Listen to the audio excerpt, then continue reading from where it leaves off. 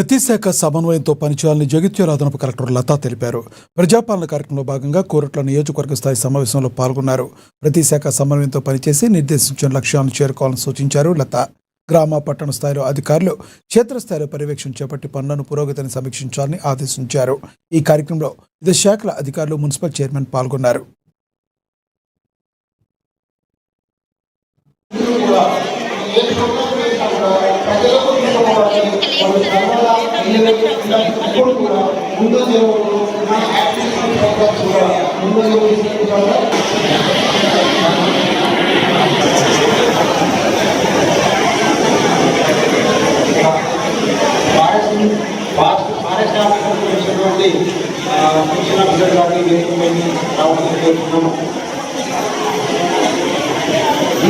నారాయణ గారిని దీనిపైకి రావాల్సిందిగా కోరుతున్నాను.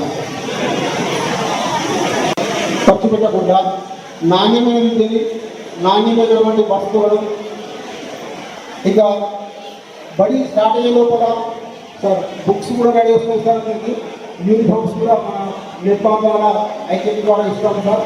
నోట్ బుక్స్ కూడా సప్లై అవుతాయి సార్. ఎలాంటి ఇబ్బంది లేకుండా ఉన్నారు సార్. మరి రేవంత్ రెడ్డి గారు ఒక మంచి ఆలోచనతోటి ఒక ప్రతిష్టాత్మకంగా తీసుకున్నటువంటి కార్యక్రమం. దీన్ని మీరు అవలోకనం చేసుకోవడానికి ఇది చాలా మంచి ప్రోగ్రామ్ అని నేను అనుకుంటున్నాను. ఎందుకు అంటే ఒక మనిషి పుట్టకముందు వాళ్ళ తల్లి గర్భంలో ఉన్నప్పుడే వాళ్ళకి మంచి పౌష్టికాహారం అనేది అంగన్వాడీ సెంటర్ల ద్వారా ఇవ్వడం జరుగుతుంది. వాళ్ళకు కోడిగుడ్డు ఇస్తారు, అదేవిధంగా పౌష్టికాహారం కూడా ఇస్తారు. ఆ బిడ్డ పుట్టడానికి ప్రభుత్వ ఆసుపత్రిలో మరి మనకు తెలుసు వాళ్ళకి కావాల్సినటువంటి వసతులు ప్రభుత్వం ఏర్పాటు చేసింది.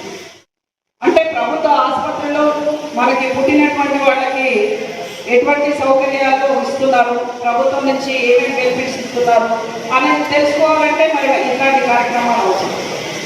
ఆ తర్వాత ఆ బిడ్డ 3 years వచ్చిందంటే మనకు అంగన్వాడీ కేంద్రంలో చదువు చెప్పడానికి అవకాశం ఉంది. సో మనము ఉద్యోగస్తులు కావచ్చు, లేదంటే కూలీ నాలి చేసుకునేటువంటి వాళ్ళు కావచ్చు, గ్రామంలో పిల్లల్ని ఎక్కడైనా వదిలిపెట్టిపోతే భద్రత ఉండదు కాబట్టి అంగన్వాడీ కేంద్రంలో వాళ్ళని ఉంచడం అనేది 3 ఏళ్ల నుంచే వాళ్ళు పెట్టుకున్నారు. ఆ తర్వాత ఆ పిల్లల్ని మళ్ళీ ప్రభుత్వ పాఠశాలల్లో 5 సంవత్సరాలు నిండిన తర్వాత చేర్పించడం జరుగుతుంది. ఆ తర్వాత వాళ్ళని మనం స్కూల్లో జాయిన్ చేసి అక్కడే ఇప్పుడు కొత్తగా ప్రభుత్వం ప్రవేశపెట్టింది ఏంటిది, మార్నింగ్ వాళ్ళకి భోజనం అంటే బ్రేక్ఫాస్ట్ ఇవ్వడం జరుగుతుంది, మధ్యాహ్నం భోజనం కూడా ఉన్నది. అందులో కూడా మెనూ ప్రకారంగా ప్రతిరోజు ఏమేమి ఇవ్వాలి అనేది